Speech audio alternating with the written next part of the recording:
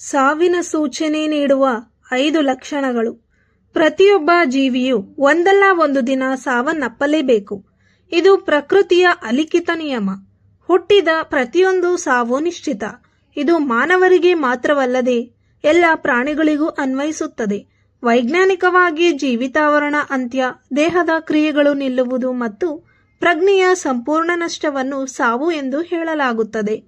ಪೂರ್ತಿ ಮಾಹಿತಿ ತಿಳಿಯುವ ಮೊದಲು ನೀವು ಲಕ್ಷ್ಮೀದೇವಿಯ ಆಶೀರ್ವಾದ ನಿಮ್ಮ ಮೇಲೆ ಇರಬೇಕೆಂದು ನೀವು ಬಯಸಿದರೆ ತಪ್ಪದೆ ಈ ವಿಡಿಯೋವನ್ನು ಲೈಕ್ ಮಾಡಿ, ನಮ್ಮ ಚಾನಲ್ ಅನ್ನು ಸಬ್ಸ್ಕ್ರೈಬ್ ಮಾಡಿ. ಕಾಮೆಂಟ್ ಬಾಕ್ಸ್ನಲ್ಲಿ ಅಮ್ಮ ಮಹಾಲಕ್ಷ್ಮಿ ಶ್ರೀಮನ್ನಾರಾಯಣರ ಜೊತೆಗೆ ನಮ್ಮ ಮನೆಗೆ ಬಂದು ಸ್ಥಿರವಾಗಿ ನೆಲೆಸಮ್ಮ ಎಂದು ಬರೆಯಿರಿ. ಅಸ್ತು ದೇವತೆಗಳು ತಥಾಸ್ತು ಎನ್ನುತ್ತಾರೆ.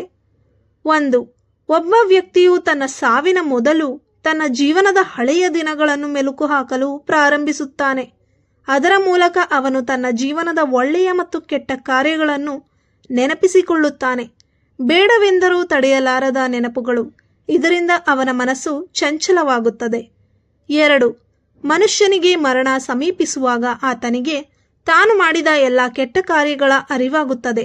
ಕೈಯಲ್ಲಿರುವ ರೇಖೆಗಳು ಕೂಡ ಆ ವ್ಯಕ್ತಿಗೆ ಸ್ಪಷ್ಟವಾಗಿ ಕಾಣಿಸುವುದಿಲ್ಲ.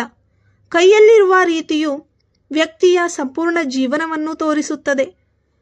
ವ್ಯಕ್ತಿಯು ಸಾವಿನ ಸಮೀಪದಲ್ಲಿ ಇರುವಾಗ ವಿಚಿತ್ರವಾಗಿ ಮಾತನಾಡುತ್ತಾನೆ. ಅದು ಏಕೆ ಹೀಗೆ ಎಂದು ಆತನ ಮನೆಯವರಿಗೂ ಕೂಡ ತಿಳಿದಿರುವುದಿಲ್ಲ. 3. ಗರುಡ ಪುರಾಣದಲ್ಲಿ ಹೇಳಿದಂತೆ ಒಬ್ಬ ವ್ಯಕ್ತಿಯು ಸತ್ತಾಗ ಅವನ ನಿಗೂಢವಾದ ಬಾಗಿಲನ್ನು ನೋಡುತ್ತಾನೆ. ಕೆಲವರು ಜ್ವಾಲೆಗಳನ್ನು ನೋಡುತ್ತಾರೆ ಮತ್ತು ಕೆಲವರು ಪ್ರಕಾಶಮಾನವಾದ ಬೆಳಕನ್ನು ನೋಡುತ್ತಾರೆ. ಇದು ಅವರವರ ಕರ್ಮಗಳ ಮೇಲೆ ಆಧಾರಿತವಾದ ಅಂಶವಾಗಿದೆ ಎಂದು ಹೇಳಲಾಗಿದೆ. 4. ಒಬ್ಬ ವ್ಯಕ್ತಿಯು ಸಾವಿನ ಸಮೀಪದಲ್ಲಿದ್ದಾಗ ಅವನು ಯಮದೂತನನ್ನು ನೋಡುತ್ತಾನೆ. ಕಾರಣವಿಲ್ಲದೆ ನಗುತ್ತಾನೆ ಅಥವಾ ದುಃಖಿತನಾಗುತ್ತಾನೆ. ನಕಾರಾತ್ಮಕ ಶಕ್ತಿಯು ಬಹುಬೇಗ ಅವನನ್ನು ಆವರಿಸುತ್ತದೆ ಎಂದು ಆ ವ್ಯಕ್ತಿಯು ಭಾವಿಸುತ್ತಾನೆ. 5. ಒಬ್ಬ ವ್ಯಕ್ತಿಯು ಸಾವಿನ ಮುಂಚೆ ಅನೇಕ ವಿಚಿತ್ರ ಕನಸುಗಳನ್ನು ಕಾಣಲು ಪ್ರಾರಂಭಿಸುತ್ತಾನೆ. ಪೂರ್ವಜರು ಕನಸಿನಲ್ಲಿ ಕಾಣಿಸಿಕೊಳ್ಳುತ್ತಾರೆ. ಕನಸಿನಲ್ಲಿ ಅವರನ್ನು ಭೇಟಿಯಾಗುತ್ತಾರೆ, ಜೊತೆಗೆ ಬರುವಂತೆ ಕರೆಯುತ್ತಾರೆ ಅಂತೆ. ಅದಲ್ಲದೆ ಪೂರ್ವಜರು ಕನಸಿನಲ್ಲಿ ಅಳುವುದನ್ನು ನೋಡುವುದು ಸಹ ಸಾವಿನ ಸೂಚನೆಯಾಗಿದೆ. ಮನೆಯಲ್ಲಿ ಯಾರಾದರೂ ತೀರಿ ಹೋಗುವ ಸೂಚನೆಗಳ ಬಗ್ಗೆ ಧಾರ್ಮಿಕ ನಂಬಿಕೆಗಳು ಮತ್ತು ಕೆಲವು ಪುರಾಣಗಳು, ಜಾನಪದ ಕಥೆಗಳು ಮತ್ತು ವೈಯಕ್ತಿಕ ಅನುಭವಗಳು ವಿಭಿನ್ನವಾಗಿರುತ್ತವೆ. ಇವುಗಳನ್ನು ವೈಜ್ಞಾನಿಕವಾಗಿ ಸಾಬೀತುಪಡಿಸಲು ಸಾಧ್ಯವಿಲ್ಲ. ಕೆಲವು ಸಾಮಾನ್ಯ ನಂಬಿಕೆಗಳು ಇಲ್ಲಿವೆ. ಶಾರೀರಿಕ ಮತ್ತು ಮಾನಸಿಕ ಬದಲಾವಣೆಗಳು.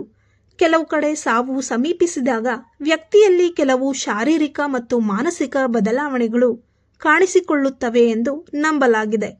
ಉದಾಹರಣೆಗೆ, ವ್ಯಕ್ತಿಯ ಮಾತು ಮತ್ತು ನಡವಳಿಕೆಯಲ್ಲಿ ಬದಲಾವಣೆ, ಹಸಿವು ಕಡಿಮೆಯಾಗುವುದು, ವಿಚಿತ್ರ ಕನಸುಗಳು ಬೀಳುವುದು ಅಥವಾ ಇದ್ದಕ್ಕಿದ್ದಂತೆ ಪ್ರಶಾಂತ ಸ್ಥಿತಿಗೆ ತಲುಪುವುದು ಸಹ ಕಾರಣ.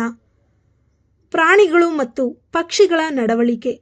ಕೆಲವೊಮ್ಮೆ ಪ್ರಾಣಿಗಳು ಅಥವಾ ಪಕ್ಷಿಗಳು ವಿಚಿತ್ರವಾಗಿ ವರ್ತಿಸುತ್ತವೆ ಎಂದು ನಂಬಲಾಗಿದೆ. ಉದಾಹರಣೆಗೆ, ನಾಯಿಗಳು ಅಳುತ್ತಿರುವುದು, ಹಕ್ಕಿಗಳು ಮನೆಗೆ ಬಂದು ವಿಚಿತ್ರವಾಗಿ ಶಬ್ದ ಮಾಡುವುದು ಅಥವಾ ಗೂಬೆ ಮನೆಯ ಸುತ್ತಲೂ ಕಾಣಿಸಿಕೊಳ್ಳುವುದು ಇತ್ಯಾದಿಗಳನ್ನು ಅಶುಭ ಸೂಚನೆಗಳೆಂದು ಪರಿಗಣಿಸಲಾಗಿದೆ.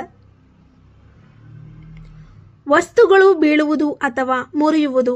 ಮನೆಯಲ್ಲಿ ದೇವರ ಫೋಟೋಗಳು, ವಸ್ತುಗಳು ಅಥವಾ ಪಾತ್ರೆಗಳು ಇದ್ದಕ್ಕಿದ್ದಂತೆ ಬೀಳುವುದು, ಮುರಿಯುವುದು ಇವು ಕೂಡ ಸಾವು ಸಮೀಪಿಸಿದಾಗ ಆಗುವ ಸೂಚನೆಯನ್ನು ಕೆಲವರು ನಂಬುತ್ತಾರೆ. ಕೆಲವು ಕುಟುಂಬದವರು ಸತ್ತವರ ಆತ್ಮಗಳು ಅಥವಾ ಇನ್ನಿತರ ಶಕ್ತಿಗಳು ಇರುವುದನ್ನು ಸೂಚಿಸುವಂತಹ ಅನುಭವಗಳನ್ನು ಪಡೆಯುತ್ತಾರೆ ಎಂದು ನಂಬುತ್ತಾರೆ.